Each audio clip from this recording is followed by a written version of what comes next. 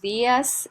Hoy vamos a retomar nuestras sesiones asincrónicas revisando el tema de metabolismo de lípidos y beta-oxidación. Vamos a revisar algunos aspectos generales de los lípidos. Vamos a entender cómo es que la célula es capaz de obtener energía a partir de lípidos y específicamente de los triglicéridos o de la estructura de los triglicéridos, es decir, desde el glicerol y los ácidos grasos. Vamos a explicar qué destino toma el glicerol a nivel metabólico y qué destino toman pues los ácidos grasos. Adicionalmente, pues explicaremos qué es lo de la beta-oxidación, dónde ocurre, cuáles son las reacciones, enzimas y sustratos que hacen parte de esta vía, cómo se regula y finalmente cómo interactúa con otras rutas del metabolismo.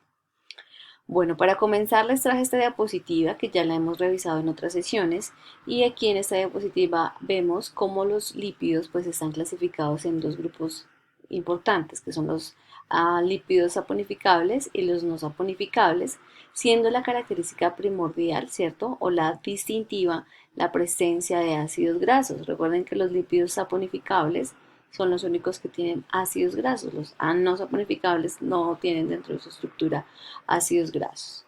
Estos lípidos saponificables pueden a su vez clasificarse en acilglicéridos, en ceras, fosfolípidos, glucolípidos y los no saponificables pues pueden clasificarse en terpenos, esteroides y prostaglandinas. De todo este conjunto de lípidos que estamos viendo aquí, porque tienen otras clasificaciones como ustedes lo podrán recordar, los acilglicéridos digamos que serán objeto de mucha atención en esta sesión porque son los acilglicéridos la principal fuente energética, ¿no es cierto? De hecho, proveen más energía que los carbohidratos y las proteínas. Sin embargo, la velocidad con que la célula obtiene los acilglicéridos pues es menor. Ella prefiere tomar su energía a partir de carbohidratos. No obstante, pues son una importante fuente de energía. Todos los acilglicéridos, es decir, los aceites, los cebos, y aquí recuerden que tenemos los monoglicéridos, los triglicéridos, los diacilgliceroles, ¿no es cierto? Todas estas estructuras pues son una fuente de energía, claro que sí, pero pues los más importantes son los triglicéridos, ¿listo? Para que lo tengan presente. Esos son lípidos simples, es decir, lípidos que tienen dentro de su estructura carbono, hidrógeno y oxígeno, solo que están organizados en una estructura, ¿no es cierto?, que pues está formada, ¿no es cierto?, por un glicerol, que está aquí, y tres ácidos grasos que pueden ser saturados o insaturados. Esa es como la estructura base de los triglicéridos y ambas, el glicerol y cada una de estas cadenas de ácidos grasos pueden fácilmente entrar al metabolismo, ¿cierto? Y ser usados por la célula como fuente de energía. ¿Listo? Ahora bien, ¿qué pasa con el glicerol y qué pasa con los ácidos grasos? ¿Mm? El glicerol, em, digamos que la célula extrae su energía, ¿no es cierto?, a través de procesos como la glucólisis y la gluconeogénesis, y de los ácidos grasos extrae la energía a partir de la beta-oxidación, es decir, tanto el glicerol como los ácidos grasos ingresan al metabolismo y a través de la glucólisis y gluconeogénesis, que sería la ruta que usaría el glicerol para entrar al metabolismo y la beta-oxidación para los ácidos grasos, podemos o las células pueden obtener energía. Entonces vamos a tratar de explicar cómo es que se obtiene la energía a partir de estos dos precursores, glicerol y ácidos grasos. Entonces aquí hay una pregunta de qué es lo que pasa con el glicerol. Entonces recuerden que nosotros en algún momento hablamos del glicerol cuando hablamos de la gluconeogénesis y de la glucólisis. El glicerol digamos que es metabolizado solamente en el hígado. ¿Listo? Solamente es metabolizado en el hígado. Ahí el glicerol puede incorporarse a la ruta glicolítica o a la glicólisis, ¿no es cierto? Y luego puede ser transformado a piruvato e ingresar a acetil-CoA y fosforilación oxidativa si se requiere. ¿Listo? Adicionalmente puede también ingresar a la ruta, pero haciendo parte de la ruta inversa, es decir, para la síntesis de glucosa. Entonces yo quiero que recordemos esta diapositiva que la pusimos en la sesión de gluconeogénesis y fíjense que aquí está nuestro hígado. ¿no es cierto? Nuestro hígado está tomando otros sustratos, ¿no es cierto? Lactato, aminoácidos, piruvato, propionato, que es, digamos que la forma sal del propinoil CoA, que es exactamente lo mismo, digámoslo así, ¿no es cierto? Y tenemos aquí el glicerol, mírenlo, aquí está. Aquí tenemos nuestro glicerol. Este glicerol que se obtiene a partir de la hidrólisis, ¿no es cierto? De ese enlace éster que se da entre pues, el alcohol, que es el glicerol, y los ácidos grasos. Entonces, este glicerol, si ustedes se dan cuenta o recuerdan más bien, se incorpora directamente a la ruta glucolítica, ¿no es cierto? A través de una transformación a glicerol 3-fosfato y luego a dihidroxiacetona. Eso lo vamos a ver en una diapositiva más adelante. Esta dihidroxiacetona, recuerden que aquí hay una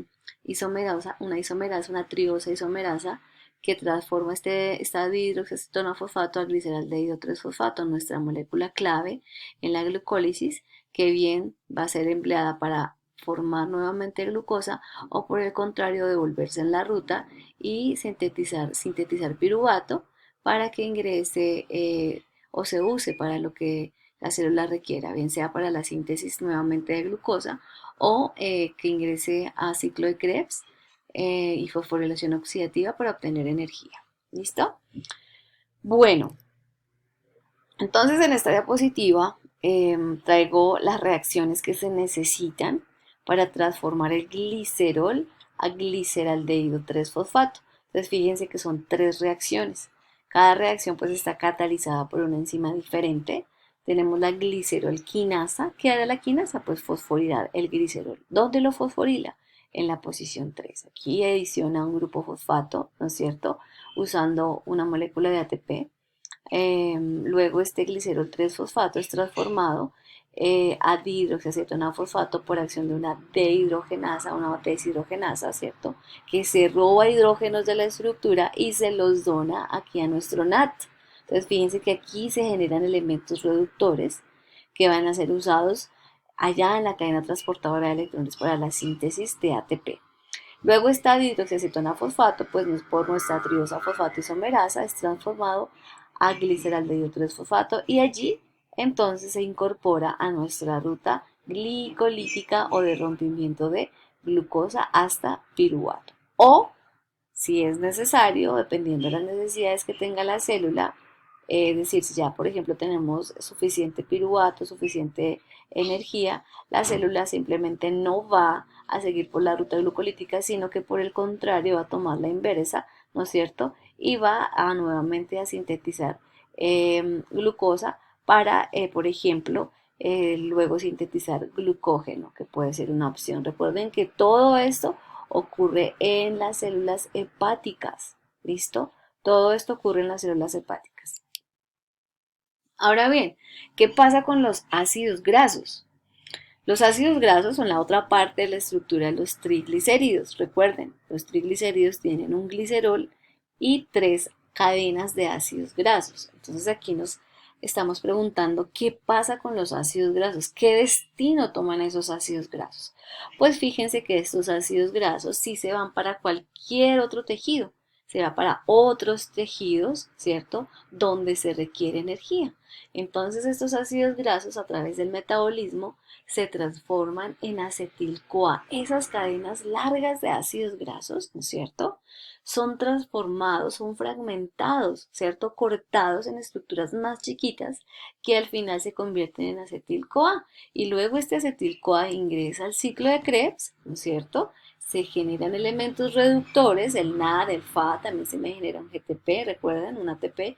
Y finalmente vamos a tener CO2, agua y un montón de ATP, ¿no es cierto? Muchos, porque pónganse ustedes a hacer cálculos de cuántos acetil-CoA podemos obtener de una molécula de un ácido graso, de una sola. Y fíjense que un triglicérido tiene tres moléculas de ácidos grasos. Supongan que estamos trabajando con una cadena de 18 carbonos.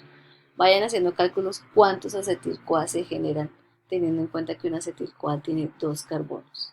Entonces ahí les dejo ese calculito para que lo vayan pensando y al final hagamos cuentas a ver si coinciden sus cálculos con los que tenemos aquí. ¿Listo? Bueno, em, ahora quisiera que pensáramos cuál es la fuente de triglicéridos en nuestro cuerpo.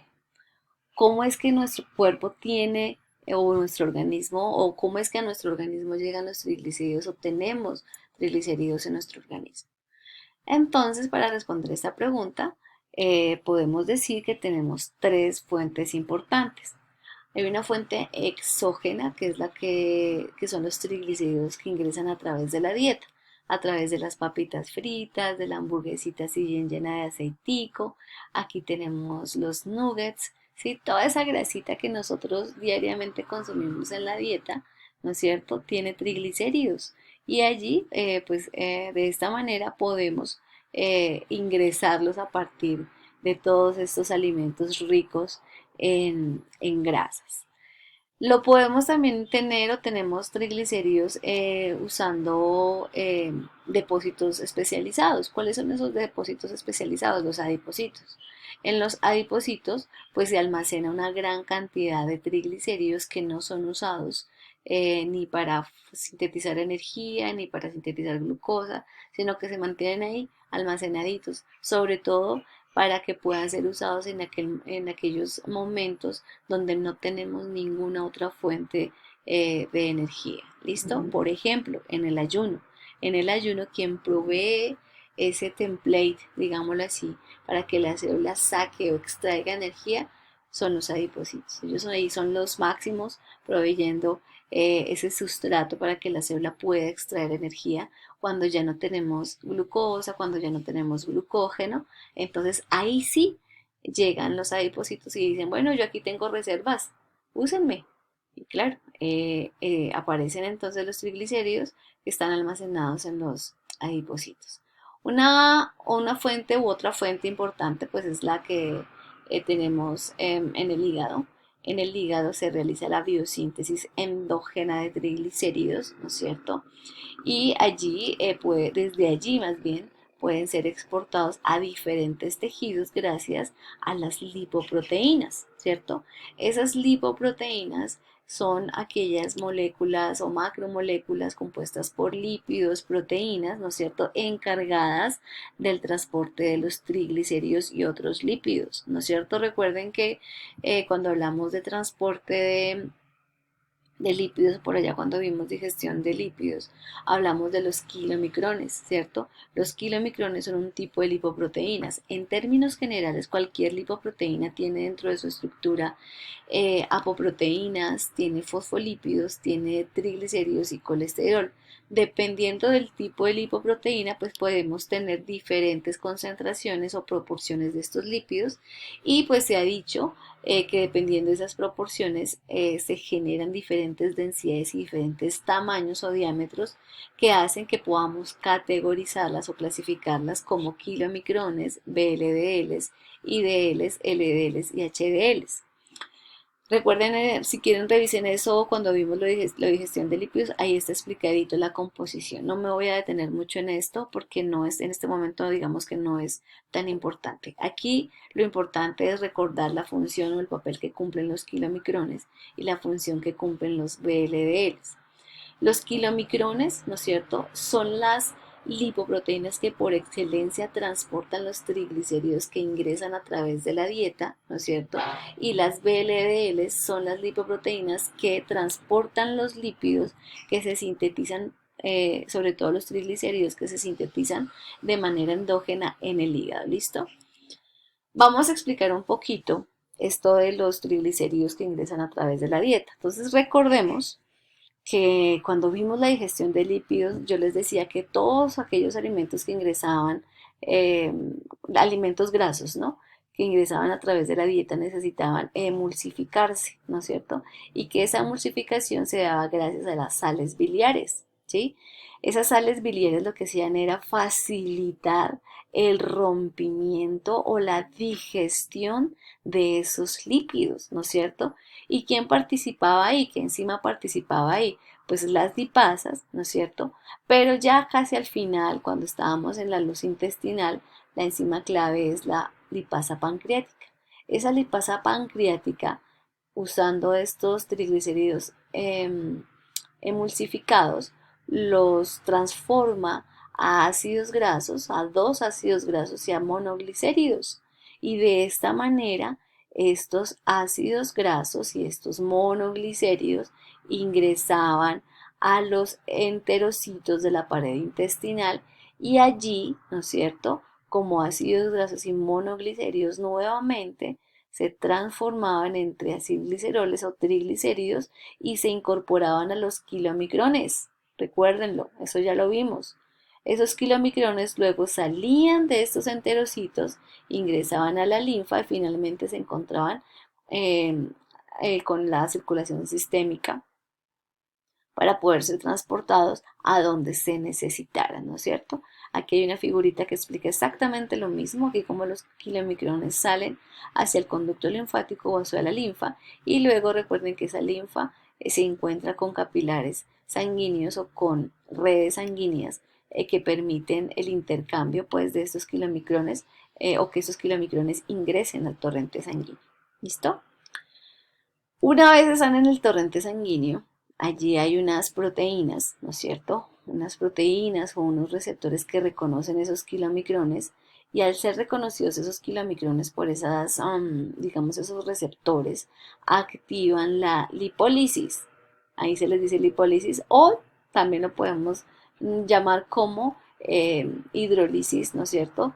De los triacilgliceroles porque hay rompimiento, ¿no es cierto? Nuevamente de estos ácidos grasos o separación de estos ácidos grasos de esa molécula de glicerol. ¿Listo? Bueno, entonces aquí ubiquémonos en el proceso y tratemos de seguirlo. Ya nuestros kilomicrones están en el torrente sanguíneo, entonces aquí hicimos un zoom, ¿no es cierto? Este es una vena, un capilar, ¿no es cierto? En el capilar, recuerden que los capilares o las venas tienen dentro de su estructura células endoteliales. El endotelio es una característica clave de las células de las venas o de los capilares, ¿listo? En esas células endoteliales se expresan, como les digo, unos receptores que reconocen a estos kilomicrones. ¿Cómo los reconocen? Recuerden que los kilomicrones o en general las lipoproteínas tienen dentro de sus estructuras unas proteínas, unas apoproteínas, y esas apoproteínas son reconocidos por estos receptores. Ese reconocimiento de esa apoproteína con ese receptor o esa interacción es lo que activa nuevamente la hidrólisis o el rompimiento o la separación de los ácidos grasos de la molécula de glicerol. ¿Listo? Entonces, ya aquí los kilomicrones están en el torrente sanguíneo, ¿no es cierto? Aquí miren, estos son los receptores, son lo que está en verde son los receptores que les estoy dibujando en la diapositiva anterior, ¿listo? Eso hace que se induzca la lipólisis, es decir, que se activen lipasas que están allí en estos kilomicrones y nuevamente se genera aquí el glicerol y los ácidos grasos. ¿Para qué se genera ese glicerol y esos ácidos grasos? Miren, aquí ya me están diciendo que puede ser usado por el músculo para producir energía o también pueden ser usados por los adipocitos, ¿no es cierto? Miren, los adipocitos aquí están para almacenar esos ácidos grasos y esos acilglicéridos nuevamente en forma de triacilgliceroles o triglicéridos. ¿Listo? Aquí aparece nuestro adipocito. Pero bueno, eso no es lo único que está pasando aquí con los kilomicrones. Entonces, vamos a seguir en el proceso, ¿verdad? Una vez las lipasas que se encuentran en los capilares, ¿no es cierto? Hidrolizan ácidos grasos y triglicéridos que están contenidos o almacenados en esos kilomicrones que están ingresando a través de la dieta, ¿no es cierto? Se convierten esos kilomicrones en estructuras más, digamos, más pequeñas que se les llaman o se les conoce como kilomicrones remanentes. Estos kilomicrones remanentes, que son los que están con la línea amarillita, ¿cierto? Se van directamente hacia el hígado, ¿listo? Y allá en el hígado son nuevamente procesados por otras lipasas, aquí aparece la lipasa hepática, ¿cierto? Y pueden estar de regreso, ¿no es cierto?, a través de las VLDLs. Aquí aparecen nuestras VLDLs. Dentro de las VLDLs también tenemos triglicéridos que serían los triglicéridos de síntesis endógena. ¿Listo? Esas VLDLs entonces también sufren ese proceso de hidrólisis, ¿no es cierto?, por lipasas endoteliales. ¿M? Y esas VLLs, después de esos procesos de hidrólisis, también cambian su tamaño, cambian su composición y se convierten en IDLs. Esas IDLs luego se convierten en LDLs y se regresan, si ven que se regresa nuevamente hacia el hígado. ¿Listo? Hay una cosa bien interesante aquí y es que estas LDLs pueden ser captadas por las células musculares. ¿Sí? Recuerden que esas LDLs también tienen ácidos grasos dentro de su estructura, también tienen un alto contenido de colesterol. ¿Por qué? Porque ese colesterol ya viene aquí del hígado. Miren, en el hígado de manera endógena se sintetiza colesterol y ese colesterol es distribuido a todos los tejidos, entre esos el músculo. ¿M? Entonces en el músculo también hay unos receptores, miren, receptores de LDL, que reconocen estas LDLs que tienen dentro de su estructura ácidos grasos y colesterol. Estos ácidos grasos nuevamente quedan libres, ¿no es cierto? Y pueden ser usadas por otras enzimas aquí en el músculo para sintetizar energía, tal cual lo vimos aquí. ¿Listo? Eso es como de manera general lo que es el transporte de lípidos, ¿no es cierto? De manera exógena y de manera endógena, ¿sí? Entonces a este punto ya entendemos cómo es que llegan los triglicéridos aquí en los adipocitos. Bien, entonces viene nuestra segunda pregunta, nuestra siguiente pregunta más bien. ¿Cómo es que la célula obtiene la energía a partir de los triglicéridos? O sea, ¿cómo es que cualquier célula de nuestro organismo tiene la posibilidad de sacar, extraer, ¿cierto? Obtener energía de los triglicéridos. Bueno, para responder esta pregunta podríamos pensar en una situación y es que la única manera para que la célula use triglicéridos como fuente de energía es porque ya se acabó la glucosa y ya se acabó el glucógeno. ¿Listo? Bien, entonces una vez se dispara esa necesidad de tener energía a partir de los triglicéridos, se requieren de tres etapas para obtener esa energía. Entonces, la primera es una movilización de lípidos, ¿sí? Es decir, los lípidos que están almacenados en el tejido adiposo necesitan moverse a aquel tejido que está requiriendo esa energía, ¿listo? La segunda etapa es la activación y transporte hacia la matriz mitocondrial. ¿Por qué se menciona esa etapa o por qué es importante esa etapa? Porque la extracción de la energía solo es posible gracias a unas enzimas que se encuentran en la matriz mitocondrial. Entonces es obligatorio que los ácidos grasos, porque recuerden que aquí en este punto ya estamos hablando de que está en todos los tejidos y el único componente de los triglicéridos que se va a todos los tejidos son los ácidos grasos. Recuerden que el glicerol solamente se metaboliza allí en el hígado, ¿listo? Eso tiene que quedar muy claro. Ahora, una vez están esos ácidos grasos en la matriz mitocondrial, ocurre la tercera etapa, que es la beta oxidación, que es realmente el proceso a través del cual se obtiene la energía de estos ácidos grasos. ¿Listo? Entonces vamos a explicar un poquito más, de manera un poquito más detallada en qué consiste cada una de estas etapas. ¿Listo? Bueno, entonces la primera etapa, etapa de movilización de lípidos. Los lípidos deben movilizarse o transportarse hacia los tejidos con requerimientos energéticos. ¿De dónde se transportan? Pues de nuestros depósitos en células especializadas o de nuestro tejido adiposo. Entonces recuerden que en el tejido adiposo se almacenan los triglicéridos que ingresan a través de la dieta. Recuerden que los kilomicrones transportan esos triglicéridos y por acción de una lipasa allá en el endotelio, sí señores, se liberan ácidos grasos, eh, se libera glicerol que se incorpora o que se almacena en el tejido adiposo. Eso lo acabamos de ver hace un par de diapositivas. ¿Listo? Allí almacenado entonces esos triglicéridos se convierten en esa fuente de energía para aquellos tejidos que requieren de manera urgente tener energía, ¿no es cierto? ¿Cuáles pueden ser esos tejidos? Por ejemplo, el músculo. Pongámonos en una situación hipotética en la que hemos descansado toda la noche, ¿cierto? Nuestros niveles de glucosa disminuyeron, nuestros niveles de glucógeno disminuyeron y de pronto nosotros escuchamos un estruendo muy fuerte en nuestro apartamento, en nuestra habitación, que hace que salgamos corriendo de la habitación. Adivinen de dónde sale esa energía. Pues de los ácidos grasos que están almacenados en el tejido adiposo.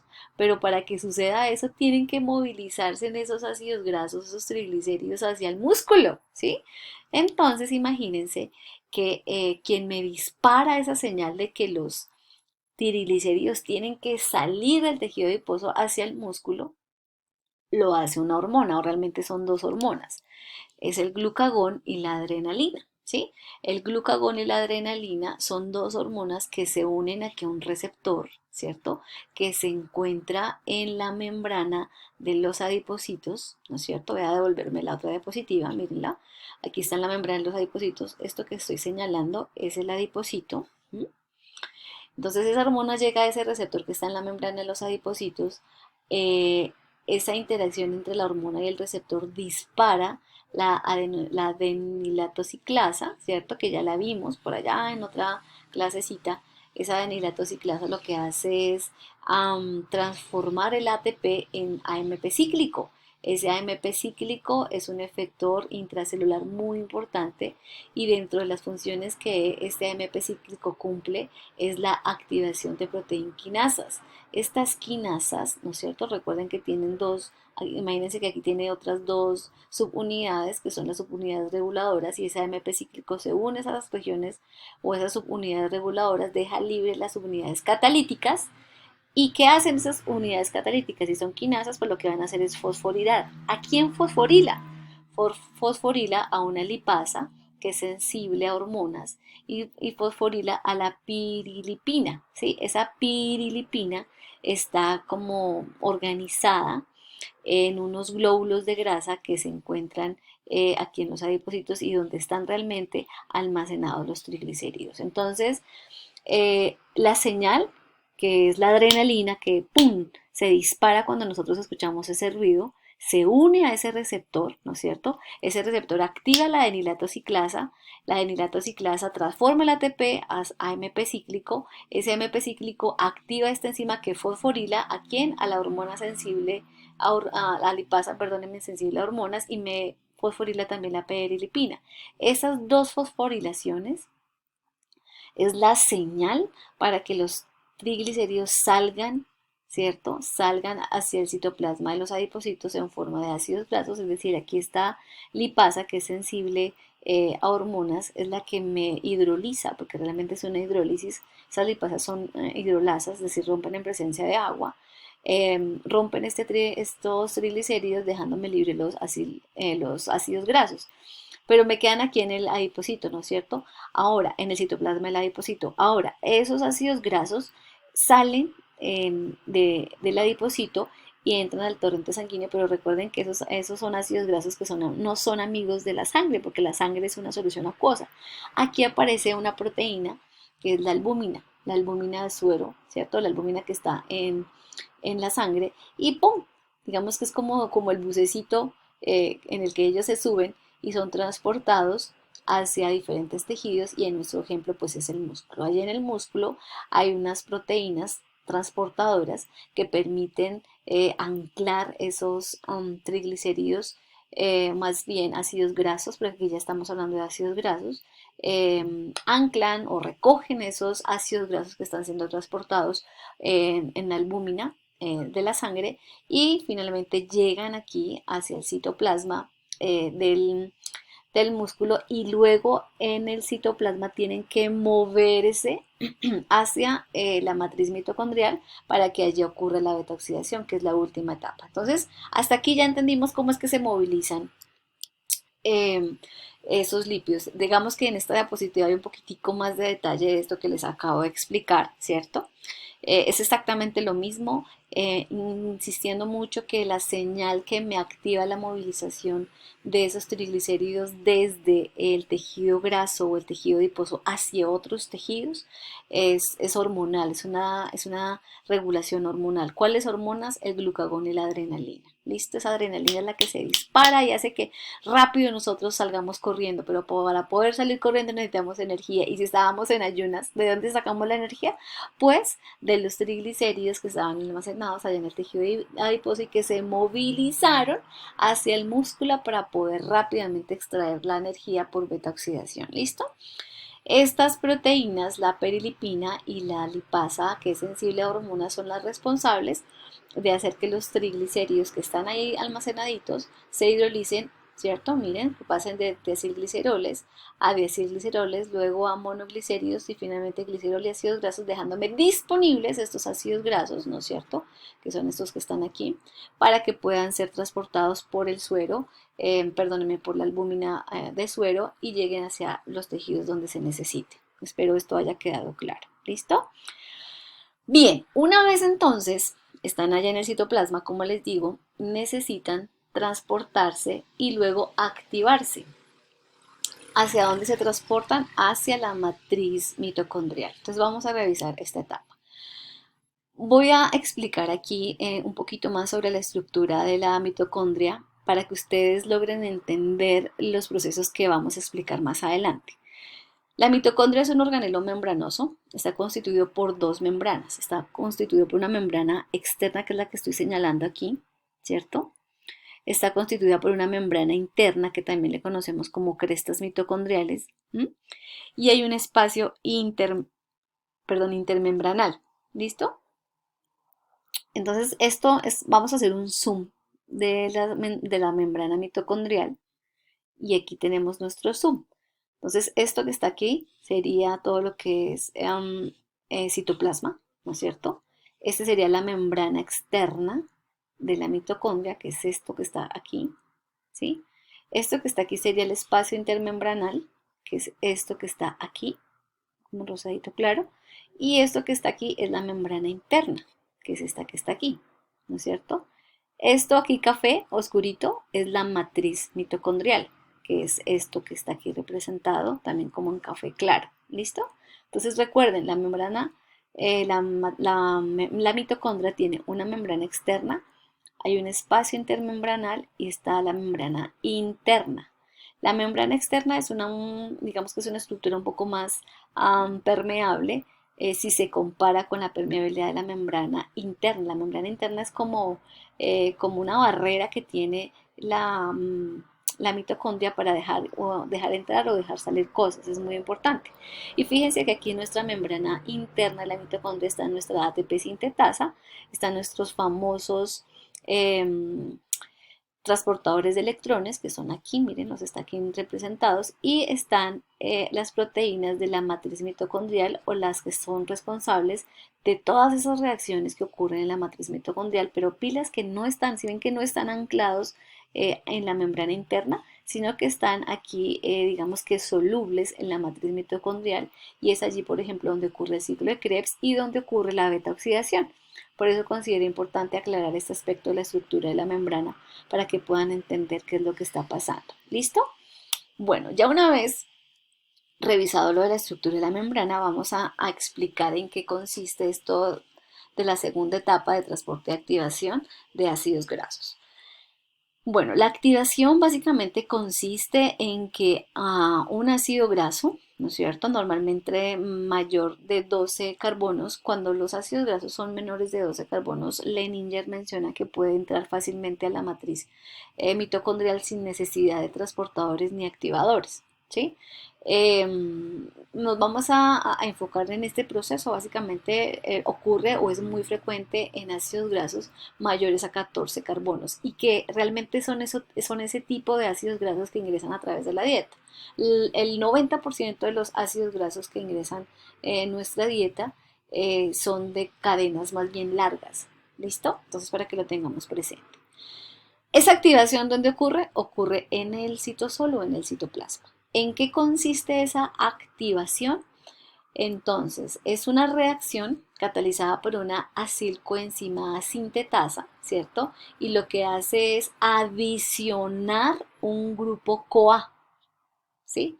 O si lo quieren ver de otra manera, transferir el ácido graso hacia una coenzima A, que es como lo hemos visto en las otras partes del metabolismo, ¿sí?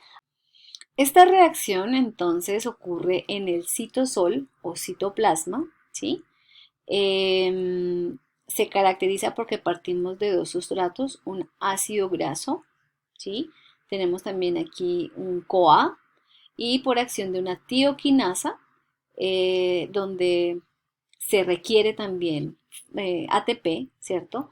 Se forma o se produce o obtenemos este ácido graso activado que se caracteriza porque tiene dentro de su estructura un grupo CoA. Entonces, eso es lo más importante de la activación. Ahora bien, una vez está activado, imagínense que ese ácido, ¿no es cierto? Ese ácido graso, después de tener acá su CoA, ¿cierto? Aquí está el balance, digamos, de la reacción, necesita pues ser transportado hacia la matriz mitocondrial. Pero aquí hay una historia que contar y es que imagínense que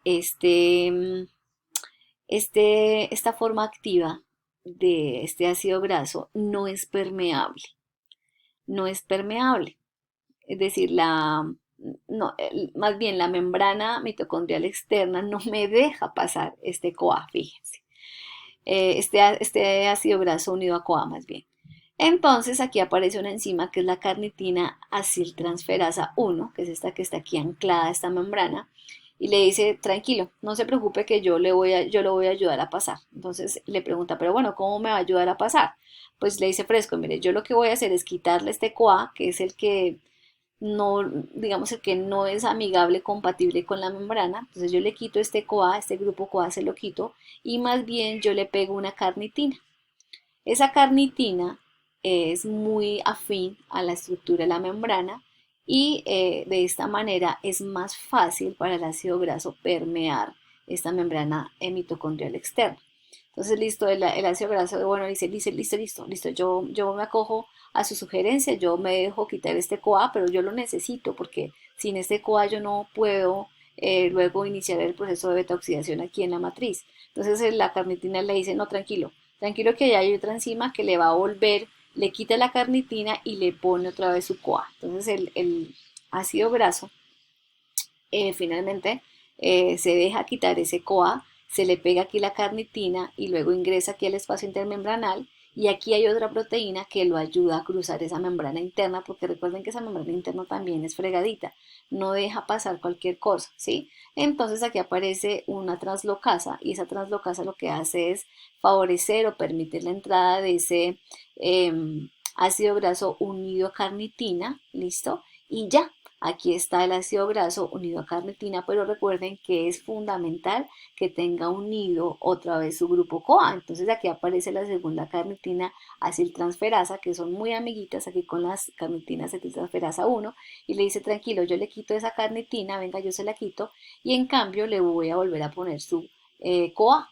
Y pues aquí lo tenemos, miren, otra vez tenemos nuestro ácido graso activado unido con el CoA. Entonces, en esta reacción catalizada por la carnitina aciltransferasa, el ácido graso retira, más bien esa carnitina acetiltransferasa retira esa carnitina y nuevamente le incorpora este grupo CoA para que quede activo. ¿Para que quede activo? Para que empiece la tercera etapa que es la beta oxidación. Entonces aquí digamos que está un poquito más de detalle en términos estructurales de lo que está pasando, ¿no es cierto? En términos de la ecuación de lo que está pasando, en donde el acil-CoA se une a la carnitina, se convierte en acilcarnitina y de esta manera es que finalmente puede entrar dejando libre este CoA que queda libre, me queda libre aquí en el citosol y puede volver a ser reusado en otras reacciones, ¿no es cierto? Cuando ya ingresa aquí a la matriz mitocondrial, ese CoA de pronto se acuerdan cuando hablábamos de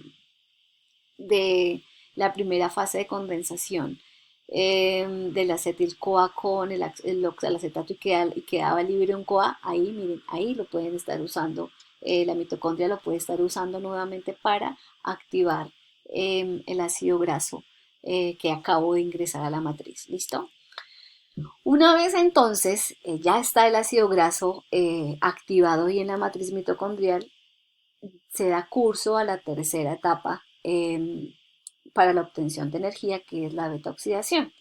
En este punto, entonces, un ácido graso con N número de carbonos unido a un CoA sufre cuatro reacciones, ¿no es cierto?, acopladas a la beta oxidación.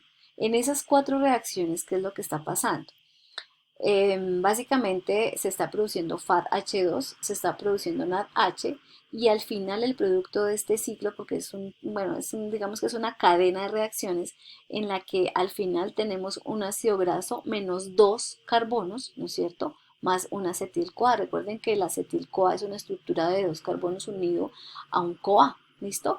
Y este acetil-CoA ingresa nuevamente al ciclo de Krebs, se generan elementos reductores que ingresan también a la cadena transportadora de electrones, al igual que estos que se generaron durante el proceso de beta oxidación, ¿no es cierto? Y obtenemos una cantidad de ATP pues o muy superior a la que obtenemos a través de la glicólisis, por ejemplo. ¿Listo? Bueno, vamos a explicar un poquito mejor esto de la beta oxidación para que les quede bien claro. La beta oxidación es un proceso de metabolismo aerobio, allá para su cuadrito. Solamente ocurre en condiciones o en presencia de oxígeno. Es una ruta catabólica en espiral, ¿sí?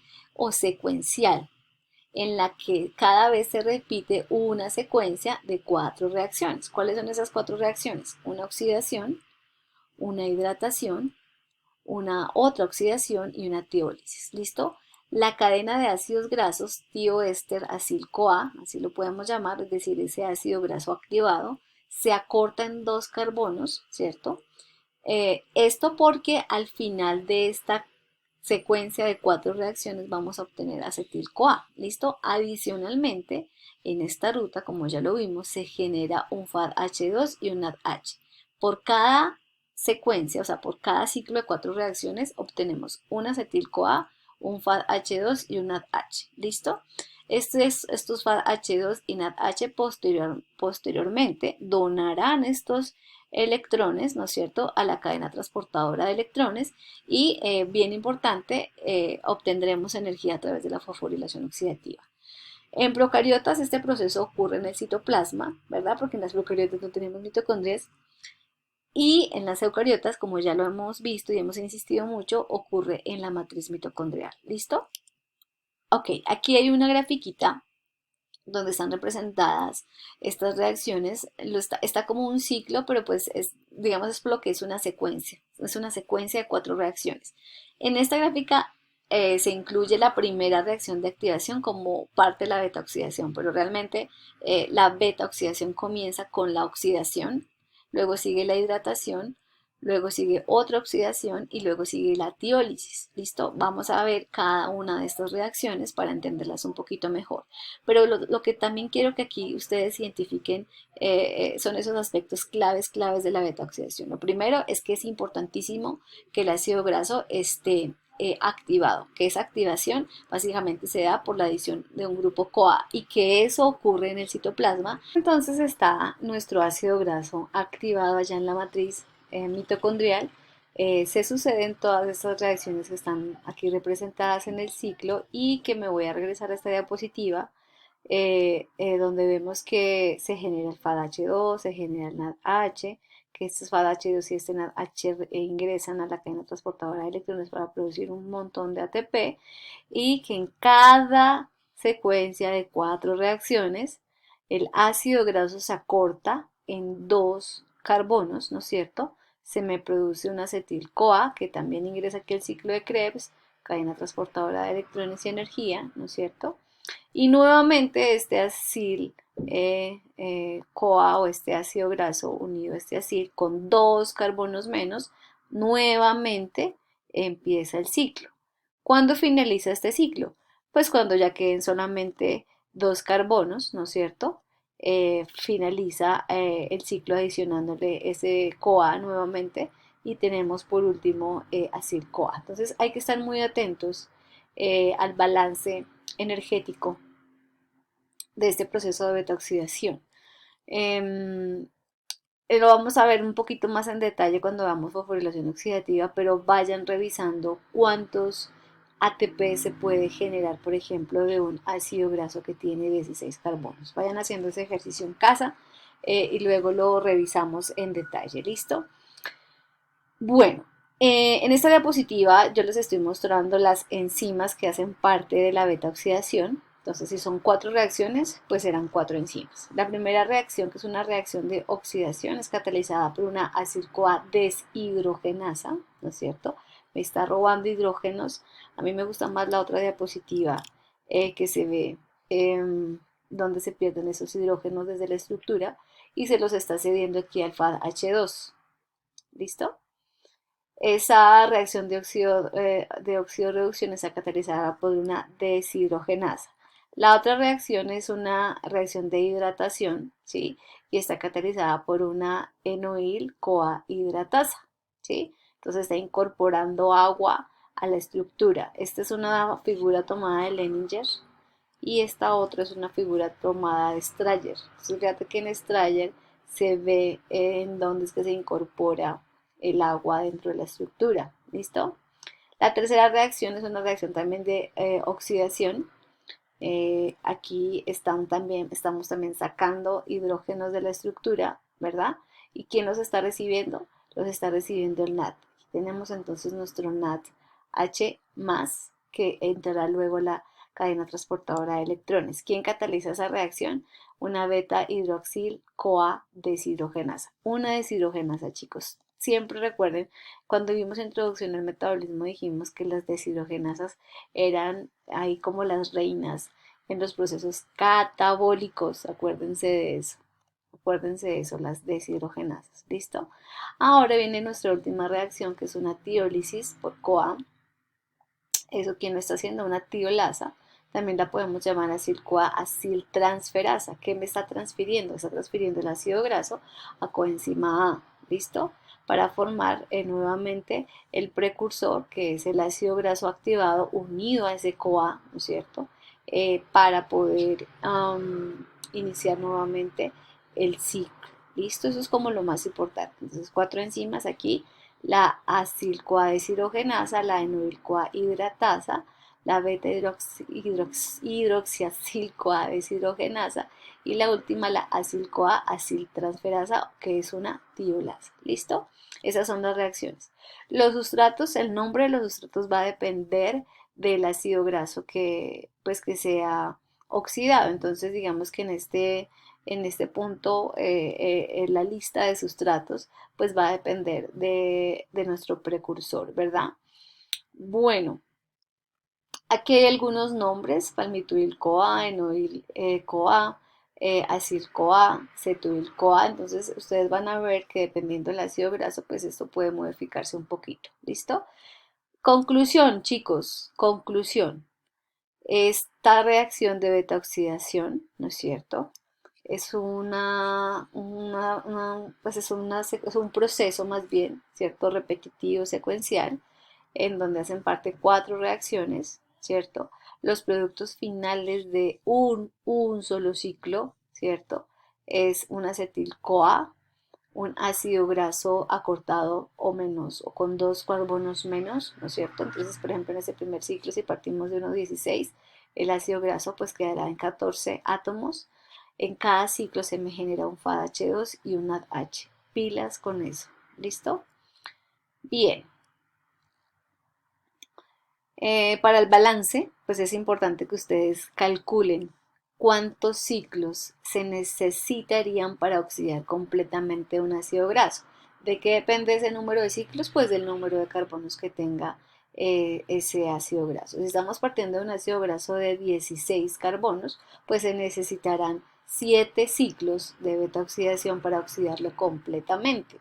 Hay una formulita para eso, pues que la pueden aplicar, y es el número de ciclos puede estar calculado teniendo en cuenta el número de carbonos de la cadena del ácido graso dividido en 2 menos 1. ¿Por qué menos 1? Porque si hacemos caso o entendemos más bien que la beta oxidación digamos que es un proceso en el que tú vas quitando de a dos carbonos, ¿cierto? Partimos de uno de 16, aquí en el primer ciclo tendríamos uno de 14, luego uno de 12, uno de 10, uno de 8, uno de 6 y uno de 4. Entonces, a este de 4 pues le queda un ciclo donde me genera pues un acetil-CoA, ¿no es cierto? Que ya no tiene forma de ingresar a un nuevo ciclo. Ya, hasta aquí para. Entonces, en realidad tú necesitarías 7 ciclos, míralo: 1, 2, 3, 4, 5, 6 y 7, que es el último, ¿verdad? En esos 7 ciclos tú generas 8 acetil-CoAs, miren, 8 acetil-CoAs, se generarían 7 FADH2, 7 NAT. Esos serían como los productos finales partiendo de un ácido graso de 16 carbonos. Bueno, listo. Hasta aquí entonces ya revisamos las 3 etapas que se requieren para extraer energía a partir de ácidos grasos. Y pues vamos ahora a revisar cómo es que estas rutas o esta ruta se relaciona con otras rutas. A través de esta diapositiva, pues nosotros vemos que esos elementos reductores que se están generando a través de la beta oxidación, pues fácilmente se están conectando con la cadena transportadora de electrones y todos esos acetil-CoA que se están generando, pues también ingresan aquí al ciclo de Krebs, ¿no es cierto? También genera elementos reductores que ingresan a la cadena transportadora de electrones. Este gráfico que les estoy mostrando aquí es igualito, ¿verdad?, al que estoy mostrando en esta diapositiva, que es el que hemos venido trabajando. Entonces aquí están nuestros ácidos grasos, aquí se generan elementos reductores que ingresan a la cadena transportadora de electrones. Obviamente la cantidad de electrones que se generan, si ustedes se dan cuenta, pues son mucho más, porque se generan desde el mismo proceso de la beta oxidación y a través de la oxidación del acetil-CoA, porque recuerden que se generan, por ejemplo, en el caso de este ácido que estamos analizando de 16 carbonos, se generan 8 acetil-CoAs. Entonces, por cada acetil-CoA, ¿cuántos NAT se están generando? ¿Cuántos FAT se están generando? Nada más si tú multiplicas 8 acetil-CoA por 3 NAT que se están generando en cada uno de los ciclos, y lo vemos acá, por ejemplo. Entonces, o miren, o aquí con el CO2. En el CO2, ustedes recuerden que en el ciclo de Krebs se generan dos descarboxilaciones. Entonces, si ustedes hacen cuentas, pues si ingresan 8 acetil-CoAs, pues se generan 16 descarboxilaciones, porque 8 por 2 es 16, ¿sí o no? Ahora bien, aquí están 46 electrones. Estos 46 electrones, les dejo la tareita que averigüen de dónde salen estos 46 electrones. ¿Listo? Bueno, entonces ya vimos cómo se conecta con las otras rutas del metabolismo. Básicamente se conecta con ciclo de Krebs y fosforilación oxidativa. eh, y tiene lógica, ¿verdad? Que es la beta oxidación, lo que busca es extraer energía a partir de los ácidos grasos. ¿Y dónde tenemos la energía? Pues en la fosforilación oxidativa. Finalmente, y ya para terminar, entonces tenemos aquí la pregunta de cómo se regula. Bueno, la regulación está estrechamente relacionada con el estado de ayuno, es decir, tiene que quedar muy claro que la extracción de energía a partir de ácidos grasos por el proceso de beta-oxidación se da solamente bajo condiciones de ayuno. ¿Listo? En ese momento es donde se activa la ruta catabólica. Pero si por el contrario nosotros tenemos suministro suficiente de carbohidratos a partir de la dieta, ¿cierto? Pues el organismo le va a dar prioridad a obtener energía a partir de los carbohidratos. ¿Listo? Y entonces aquí el exceso que tenemos de ácidos grasos no lo vamos a catabolizar, no lo vamos a degradar, sino que más bien vamos a hacer síntesis de ácidos grasos. Entonces, podríamos decir que hay como un equilibrio entre los procesos anabólicos y catabólicos de los ácidos grasos. Digamos que nosotros no nos enfocamos mucho en la síntesis, nos enfocamos más en la degradación, pero aquí hay dos cosas importantes, y es que en la síntesis hay una enzima que es bien, bien importante, y es una acil-CoA carboxilasa, acil-CoA carboxilasa. Esa acil-CoA carboxilasa es la que está regulando la síntesis. Pero ojo, ¿cuándo sintetizamos ácidos grasos? Cuando tenemos un exceso, ¿cierto? En nuestro torrente sanguíneo de glucosa.